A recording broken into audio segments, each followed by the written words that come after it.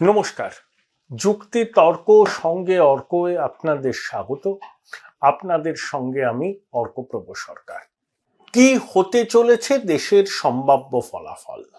চ্যানেলে চ্যানেলে exit pole দেখছেন, আমরাও একটা চেষ্টা করেছি।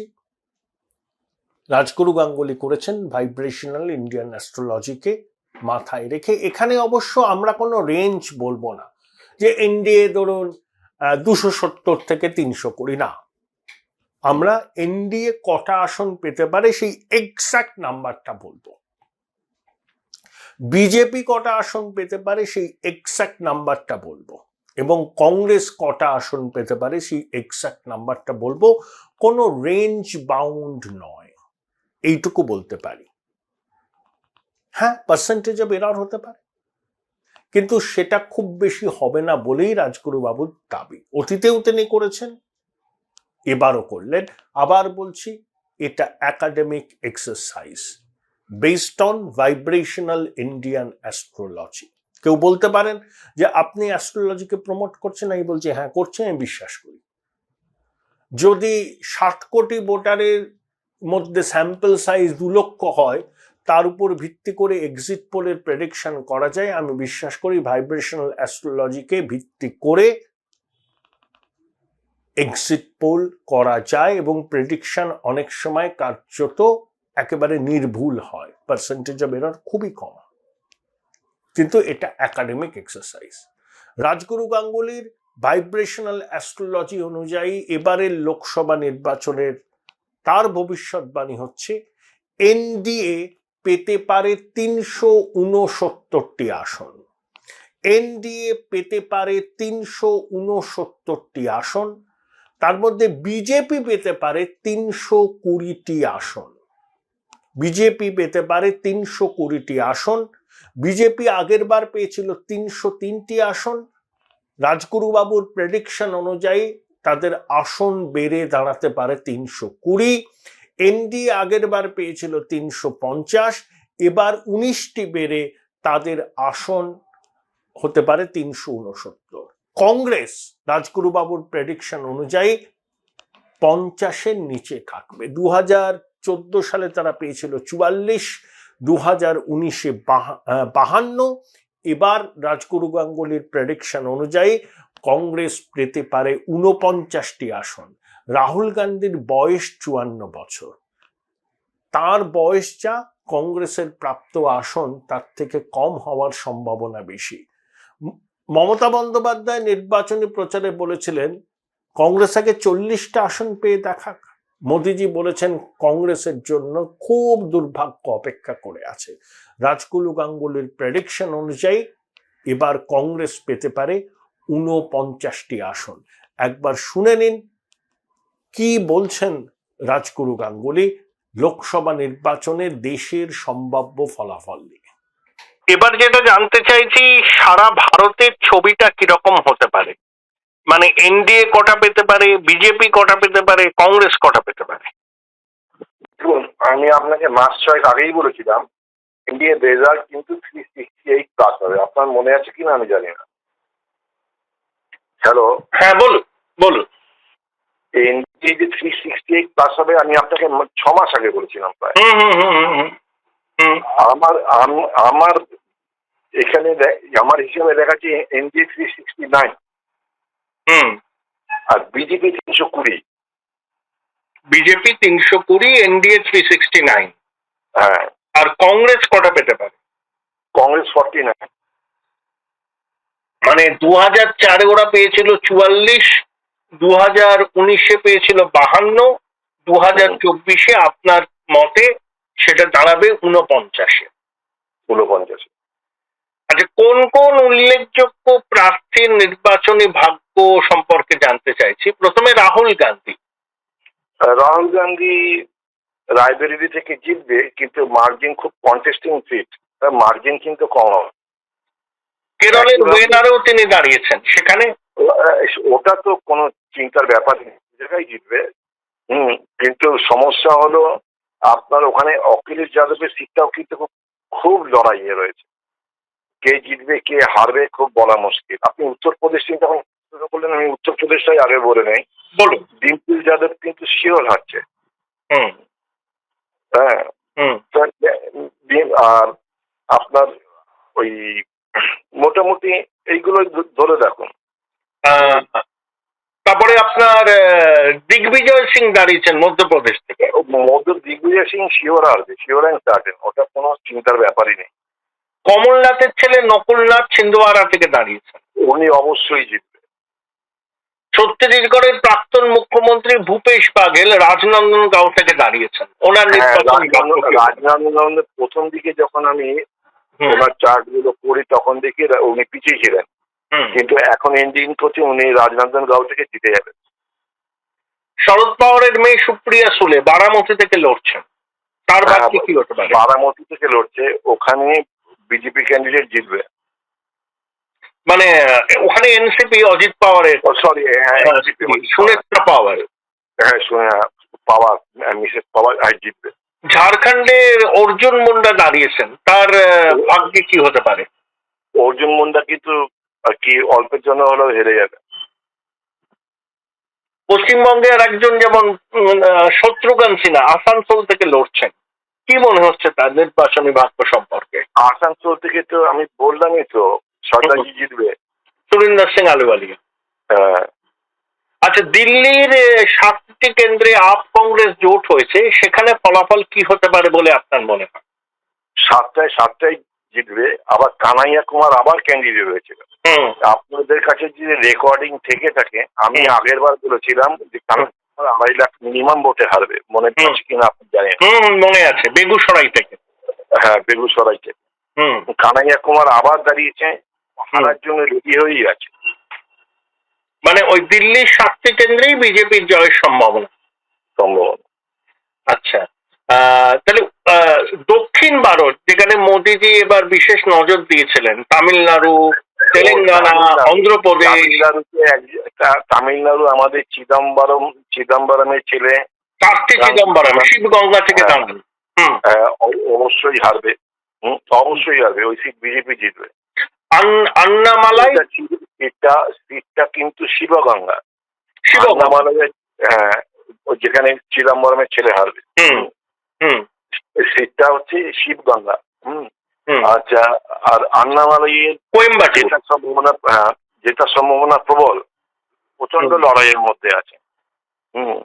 আর ম্যাড্রাস ইসে থেকে ভদ্রমহিলার নামটা আমি ঠিক বলতে পারছি না, উচ্চারণও করতে পারি না। তামিলিসাই সৌন্দরায়ন, হ্যাঁ, ওনার যেটা সম্ভাবনা প্রবল। যাই হোক, ম্যাড্রাস থেকে, তামিলনাড়ু থেকে 4টে সিট পাবে, আর পিএমকে পাবে 2টো সিট অবশ্যই। আচ্ছা, 6, এটা এনডিএ 6টা সিট পাচ্ছে ওরা। আর কেরলের ক্ষেত্রে কি মনে হচ্ছে?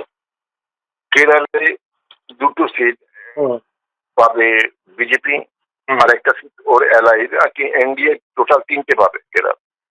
ওখান থেকে সুরেশ গোপী দাঁড়িয়েছেন, সুরেশ গোপী যেটা সম্ভাবনা প্রবল।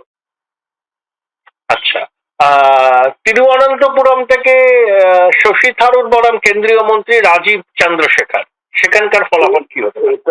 ওটা এনিবডিজ গেম, কি বললাম, কিন্তু শশী থারুর দিকে একটু পাল্লা ভারী। আচ্ছা, লাস্ট বারে কর্ণাটকে অনেকে বলছিল বিজেপির ফলাফল ভালো হবে না, আপনার কি মনে হয় বিজেপি তার আগের বারের পারফরমেন্স ধরে রাখতে পারবে? কর্ণাটকে ফলাফল হচ্ছে এনডিএ 22টা পাবে। ন্যাচারালি ফলাফল মারাত্মক খারাপ কিছু হয়নি, কিন্তু যতটা 3টে আসন কমেছে। হ্যাঁ, 3টে আসন কমেছে, 3টে আসন কমেছে, কিন্তু অন্যদিকে বেড়েছে। ব্যাপারটা স্ট্যাটাস কোটা থেকেই গেছে। উত্তরপ্রদেশে কি আগের বারের ফলাফলই পুনরাবৃত্তি হবে নাকি একটু বেশি হবে বিজেপি? উত্তরপ্রদেশে টোটাল সিট পাবে এনডিএ আর বিজেপি মিলিয়ে 71। 65 পাবে আর কি আপনার ওই বিজেপি, রেস্ট অফ দ্য সেটা এনডিএ। মহারাষ্ট্রে একটু খারাপ ফলের সম্ভাবনার কথা অনেকে বলছিলেন, আপনার কি মনে হয়? মহারাষ্ট্র কোথায় গেল? মহারাষ্ট্রে আগের বার 48টার মধ্যে 41টা পেয়েছিল, এবার 38টার মধ্যে 48টার মধ্যে বোধহয় এবার 32টা আপনি বলেছিলেন, 24টা বিজেপি, 8টা এনডিএ। হ্যাঁ হ্যাঁ 32টা 16টা, হ্যাঁ অনেকটাই কম। 16 কম মানে আপনার কম হচ্ছে 9টা কম। হ্যাঁ 9টা কম। বিহারের ফলাফল আগের বার 40টার মধ্যে 39টা পেয়েছিল এনডিএ, এবার কি সেখানে একটু ঘাটতির সম্ভাবনা? না, এনডিএ এবার 33টা পাচ্ছে এনডিএ, বিজেপি 17টা, আর রেস্ট অফ দ্য পোর্শনটা জেডিইউ পাবে। 17-16। হ্যাঁ, তার মানে এমন কিছু ক্ষতি হচ্ছে না বিজেপির কোনো ক্ষতিই হচ্ছে না, কিন্তু বিজেপির ক্ষতি হচ্ছে না বললেও ভুল। আগের বারে ইলেকশন জেতা আর এইবারে ইলেকশন জেতার মধ্যে অনেক পার্থক্য আছে। এমপি ইনকামবেসে আপনি সিট কাউন্টিংটা কিন্তু এখানে আমরা ধরি, কিন্তু সেটা কিন্তু সব ব্যাপারটা নয়, এর মধ্যে ডোল পলিটিক্স ইনভলভ, নানান রকম ব্যাপারে ইনভলভ। বিজেপি যে প্রজেক্ট গুলো করেছে সেই ওয়েস্ট বেঙ্গলে ইমপ্লিমেন্ট না হলে অন্য অন্য জায়গায় হয়েছে, তার এফেক্ট এই ভোটের মধ্যে পড়েছে। এটা কিন্তু আগের বারে যে ইলেকশনটা যেটা একটা ফ্লস যেটা, সেটা কিন্তু এবারে কিন্তু আরো বেশি হওয়া হচ্ছে, সে জায়গায় অনেক কম। সেইটা ওরা এক্সপেক্ট করেছিল, সেই এক্সপেক্টেশনটা ফুলফিল হয়নি। 400 পার ওটা বলছিল বারবার করে, ওই 369 থেমে যাচ্ছে। হ্যাঁ, আর উড়িষ্যার কথাটা একটু বলুন। উড়িষ্যার ফলাফল ভালো। উড়িষ্যায় তো আপনার 11টা পাচ্ছে বিজেপি, 9টা পাচ্ছে বিজেপি, আর একটা কংগ্রেস। আচ্ছা, 11টা বিজেপি, 9টা বিজেডি, একটা হচ্ছে কংগ্রেস। গুজরাটে কি 2019-এর মতো 26টা আসনেই বিজেপির জয়লাভের সম্ভাবনা? গুজরাটে কিন্তু কোনো প্রশ্নই নেই, গুজরাট ওয়ান সাইডেড টোটালি, মানে 26-26। মধ্যপ্রদেশ, রাজস্থান 36 এই 3টে জায়গার ফলাফল, এগুলো তো আর কি 3টে জায়গার ফলাফল ভালোই হয়েছে, খারাপ হয়নি। ওই 19-20 আগের বারে 2019-এ। হ্যাঁ 19-20 মধ্যপ্রদেশ, কারণ বিজেপি তো বলুন, অ্যাবসলিউট ফর্মে ছিলই, এখান থেকে তো কমতে পারে, বাড়ার তো জায়গা নেই, রেজিস্ট্যান্স তো হয়েই গেছে, যার জন্যই রেজাল্টে এই 400 পার বলার আগে এই জায়গাগুলোকে একটু খেয়াল রাখা উচিত ছিল। কারণ আমি যখন দেখবেন শেয়ার মার্কেটে দুটো কথা আছে, একটা হচ্ছে সাপোর্ট, একটা হচ্ছে রেজিস্ট্যান্স। যখন রেজিস্ট্যান্সটা ফেস করছে, সেইখান থেকে কোথায় বাড়বে? সিটি তো নেই, 26টা সিট 26টাই পেয়েছেন, আপনি আর কোথায় যাবেন? আর তো বাড়ার জায়গা নেই, অ্যাবসলিউট ফর্মে আছে। রাজস্থানে বোধহয় গোটা 3 আসন হারাচ্ছে বিজেপি। আগের বার 25-25 হয়েছিল, এবার বোধহয় 22টা পাচ্ছে, 3টে কংগ্রেস। তাহলে সব মিলিয়ে এনডিএ হচ্ছে আপনার হিসাব অনুযায়ী 369 আর বিজেপি 320, তাই তো? হ্যাঁ, যেই কারণেই দেখবেন যারা রাজনীতি করে তারা তো বোঝে জায়গাগুলো ছেড়ে সাউথ ইন্ডিয়া অনেকদিন আগে থেকেই আর কি বিজেপি কনসেন্ট্রেট করেছিল। হ্যাঁ, ওই জায়গায় সাউথ ইন্ডিয়া আর কি কেরল, অন্ধ্রপ্রদেশ, তামিলনাড়ু, এই জায়গাগুলো সিট বাড়াবার চেষ্টা করেছে, সেইগুলো সাকসেস। নেক্সট ইলেকশনে আরো বাড়বে এবং অবশ্যই পশ্চিমবঙ্গ, ইভেন পশ্চিমবঙ্গ। আর কংগ্রেস আপনার মতে এবার বিলো 50? আমি তো আগে বলেছিলাম, কংগ্রেসের রাহুল গান্ধী একটা করে মিটিং করবে, একটা করে সিট কমে যাবে। অনেক ধন্যবাদ, অনেক ধন্যবাদ। আপনারা শুনলেন রাজগুরু বাবুর বক্তব্য। দেখুন, উত্তরপ্রদেশ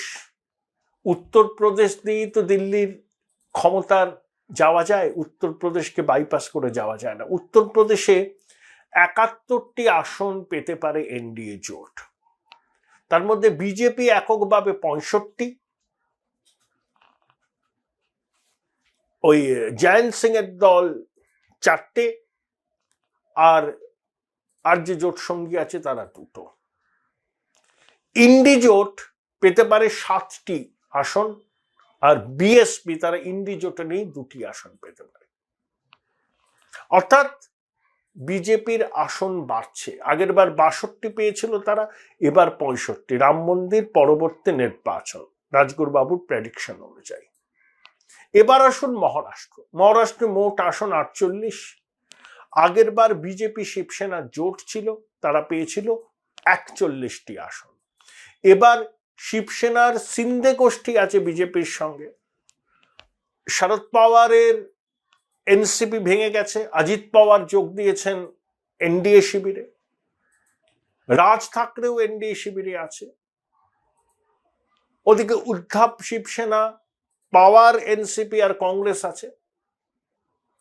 সেখানে দেখা যাচ্ছে যে 32টা আসন পেতে পারে এনডিএ, তার মধ্যে বিজেপি এককভাবে 24 আর তার জোট শরিকরা মিলে 8টা। সেখানে মহারাষ্ট্রে 9টি আসন খোয়াতে পারে এনডিএ জোট রাজগুরু গাঙ্গুলির প্রেডিকশন অনুযায়ী। বিহারে কিন্তু আগেরবার তারা 39টি আসন পেয়েছিল, এবার তাদের আসন 6টি কমে 33 হতে পারে। তার মধ্যে বিজেপি 16, জেডিইউ 17। পশ্চিমবঙ্গে বিজেপি এখানে কোনো জোট শরিক নেই, 29, তৃণমূল 11, কংগ্রেস 2। এটা রাজগুরুবাবুর প্রেডিকশন। উড়িষ্যা বিজেপি 11, বিজেডি 9 এবং কংগ্রেস 1টি আসন পেতে পারে, রাজগুরুবাবুর প্রেডিকশন। এবার আসুন মধ্যপ্রদেশ, মোট আসন 29। আগেরবার 28টি আসন পেয়েছিল বিজেপি, এবার তারা পেতে পারে 25টি আসন, এমনই বলছেন রাজগুরুবাবু। কংগ্রেস পেতে পারে 4টি আসন। রাজস্থানে বিজেপি আগেরবার 25-এ 25 পেয়েছিল, এবার তাদের 22টি আসন পাওয়ার সম্ভাবনা। তামিলনাড়ু, যেখানে বিজেপি খাতা খুলতে পারেনি অতীতে, এবার সেখানে জোট সঙ্গীদের নিয়ে তারা 6টি আসন পেতে পারে। তেলেঙ্গানাতে 17টি আসনের মধ্যে বিজেপির দখলে যেতে পারে 8টি, কংগ্রেসের দখলে যেতে পারে 7টি, এটাই বলছে রাজগুরু গাঙ্গুলির প্রেডিকশন। মিম হায়দ্রাবাদ আসনটি দখল করবে এবং বিআরএস 1টি আসন পেতে পারে। অন্ধ্রপ্রদেশেও তেলেগু দেশম, পবন কল্যাণের পার্টি এবং বিজেপির ফল ভালো হওয়ার সম্ভাবনা, সেখানে বিজেপি 4টি আসন পেতে পারে, জনকল্যাণ সেনা 2টি আর তেলেগু দেশম হয়তো 10টি। কর্ণাটকে অনেকে বলছিলেন বিজেপির বিপর্যয় হবে, কিন্তু হ্যাঁ, বিজেপি 2-3টি আসন কম পাবে, ওই জোট সঙ্গী নিয়ে 22টি আসন পাওয়ার সম্ভাবনা, এটাই বলছে রাজগুরু গাঙ্গুলির প্রেডিকশন। কেরালায় খাতা খোলার সম্ভাবনা উজ্জ্বল, বিজেপি 2টি আসন পেতে পারে, তার মধ্যে সুরেশ গোপী যিনি ত্রিশূর থেকে দাঁড়িয়েছেন তার জয়ের সম্ভাবনা উজ্জ্বল। তাহলে বিন্ধ্য পর্বতের দক্ষিণে শুধুমাত্র কর্ণাটক নয়, তামিলনাড়ু, অন্ধ্রপ্রদেশ, তেলেঙ্গানা এবং কেরালাতেও বিজেপি তার ফুটপ্রিন্ট এক্সপ্যান্ড করছে। কেরালায় 20টি আসনের মধ্যে কংগ্রেস আগেরবার 19টি আসন পেয়েছিল, বামপন্থীরা 1টি মাত্র আসন পেয়েছিল, সেটা হচ্ছে আলাপুজা। এবারে রাজগুরুবাবুর প্রেডিকশন অনুযায়ী সেখানে কংগ্রেস 12টি আর লেফট ডেমোক্রেটিক ফ্রন্ট 5টা, বিজেপি এবং তার জোট সঙ্গী মিলিয়ে 3টে, তার মধ্যে বিজেপি 2টো। আপনারা রাজগুরু গাঙ্গুলির টেলিফোন নাম্বার স্ক্রিনে দেখছেন, 9830916372, 9830916372। তাহলে বিন্ধ্য পর্বতের দক্ষিণে ফুটপ্রিন্ট এক্সপ্যান্ড করতে সফল হয়েছে বিজেপি, এমনই মনে করছেন রাজগুরু গাঙ্গুলি। দেখুন, মধ্যপ্রদেশ, গুজরাটে তারা প্রত্যেকটা আসন জিততে পারে। মধ্যপ্রদেশ, রাজস্থান, উত্তরপ্রদেশে বিজেপি কার্যত একেবারে স্যাচুরেশনে আছে, বাড়ার জায়গা নেই, কমতে পারে, কিন্তু কতটা কমবে সেটাই ব্যাপার ছিল। দেখা যাচ্ছে ওনার প্রেডিকশন অনুযায়ী খুব বেশি ক্ষতি হয়নি। বিজেপি বাড়ছে পশ্চিমবঙ্গ, বাড়ছে উড়িষ্যায়, বিন্ধ্য পর্বতের দক্ষিণে যে অ্যাগ্রেসিভ ক্যাম্পেইন মোদিজি করেছিলেন তার সুফল আস্তে আস্তে তারা পাচ্ছে। তেলেঙ্গানা, তামিলনাড়ু, কেরল, অন্ধ্রপ্রদেশ, কর্ণাটক মিলিয়ে প্রায় 50টির কাছাকাছি আসন তারা পেতে পারে জোট সঙ্গীদের নিয়ে। ধরুন কর্ণাটকে যদি 22টি আসন পায়, তেলেঙ্গানায় 8টি আসন, তামিলনাড়ুতে জোট সঙ্গীদের নিয়ে 6টি আসন, অন্ধ্রপ্রদেশে জোট সঙ্গীদের নিয়ে 12-13টি আসন, আর কেরালায় 3টে, মোট 50টি আসন দাক্ষিণাত্যে। তো দাক্ষিণাত্যে মোট আসন কটা আছে? তামিলনাড়ুতে 39, কেরালায় 20, মানে 59, অন্ধ্রপ্রদেশ এবং তেলেঙ্গানা মিলিয়ে আপনার 42, তাহলে হচ্ছে 101, এবং কর্ণাটকে হচ্ছে 28, মানে 129টি আসন আছে। এই 129টির মধ্যে যদি 50টা বিজেপি পায়, তাহলে তাদের ফুটপ্রিন্ট কিন্তু আস্তে আস্তে বাড়ছে। আগের বার তারা কর্ণাটকে 28-এর মধ্যে 25টা পেয়েছিল, আর কোথাও কিন্তু পায়নি। অর্থাৎ প্রায় ডাবল যদি হয় বিজেপি প্লাস এনডিএ, তাহলে বিন্দু পর্বতের দক্ষিণে বিজেপির প্রভাব যে বাড়ছে সেটা অনস্বীকার্য। দেখুন, রাজগুরুবাবুর প্রেডিকশন অনুযায়ী হেভি ওয়েট কারা জিতবেন কারা হারবেন সম্ভাব্য অবশ্যই। রাহুল গান্ধী রায়বেরেলি থেকে 1005 ভোটে হয়তো জিতে যাবেন, ওয়েনারে জিতবেন, কিন্তু মার্জিন কম হবে। তারপরে পি চিদম্বরমের ছেলে কার্তি চিদম্বরম শিবগঙ্গা কেন্দ্র থেকে হারার সম্ভাবনা উজ্জ্বল। তিরুঅনন্তপুরম থেকে শশী থারুর বেরিয়ে যাবেন, কিন্তু কোয়েম্বাটুর কেন্দ্র থেকে আন্নামালাই জিতবেন। ত্রিশূর থেকে জেতার সম্ভাবনা বিজেপির প্রার্থী সুরেশ গোপীর। দিগ্বিজয় সিং হারবেন, নকুলনাথের জয়ের সম্ভাবনা উজ্জ্বল। ছত্তিশগড়ের রাজনন্দনগাঁও থেকে জেতার সম্ভাবনা উজ্জ্বল প্রাক্তন মুখ্যমন্ত্রী ভূপেশ বাঘেলের। কানাইয়া কুমার হারবেন, দিল্লির 7টি কেন্দ্রেই বিজেপির জয়ের সম্ভাবনা উজ্জ্বল বলে রাজগুরুবাবুর প্রেডিকশন। বারামতি কেন্দ্রে অজিত পাওয়ারের স্ত্রী সুনেত্রা পাওয়ারের সঙ্গে শরদ পাওয়ারের কন্যা সুপ্রিয়া সুলের লড়াই। সুপ্রিয়া সুলে টানা 3বার ওই কেন্দ্র থেকে জিতেছেন। হাড্ডাহাড্ডি লড়াইয়ের পর আমার মনে হয় শেষ হাসি সুনেত্রা পাওয়ারই হাসবেন। যেমন সারন কেন্দ্র থেকে রাজীব প্রতাপ রুডি পুনরায় জিতবেন বলে মনে করা হচ্ছে। পাটলিপুত্রে রামগোপাল যাদব বনাম মিসা ভারতীর লড়াইতে শেষ হাসবেন রামকৃপাল যাদবে, এটাই বলছে প্রেডিকশন। বেগুসরাই কেন্দ্র থেকে কেন্দ্রীয় মন্ত্রী গিরিরাজ সিং জিতবেন, প্রেডিকশন এটাই বলছে। এরকম ছড়িয়ে ছিটিয়ে অনেক প্রার্থী তো আছেন। যেমন আসানসোল কেন্দ্র থেকে সুরেন্দর সিং আলুওয়ালিয়ার জয়ের সম্ভাবনা বেশি। অখিলেশের স্ত্রী ডিম্পল যাদব সম্ভবত জিতবেন না, এমনই মনে করা হচ্ছে রাজগুরু গাঙ্গুলির প্রেডিকশন। আমি আর তালিকা দীর্ঘ করব না, আমি শুধু বলি যে রাজগুরু গাঙ্গুলির প্রেডিকশন অনুযায়ী এখানে কিন্তু কোনো রেঞ্জ নেই যে 300 থেকে 340। উনি বলছেন ওনার ক্যালকুলেশন অনুযায়ী এনডিএ পাবে 369টি আসন, তার মধ্যে বিজেপির ঝুলিতে যেতে পারে 320টি আসন, আগের থেকে 17টি বেশি। কংগ্রেস 50-এর নিচে থাকবে, 49টি আসন তারা পেতে পারে। 2019-এ তারা পেয়েছিল 52টি, 2014-য় 44টি, আর 2024-এ রাজগুরু গাঙ্গুলির প্রেডিকশন অনুযায়ী তারা পেতে পারে 49টি আসন। সব প্রশ্নের উত্তর পাওয়া যাবে 4 তারিখ দুপুর 12টা থেকে 1টার মধ্যে। Join Indian Institute of Hotel Management now. Right choice, right decision.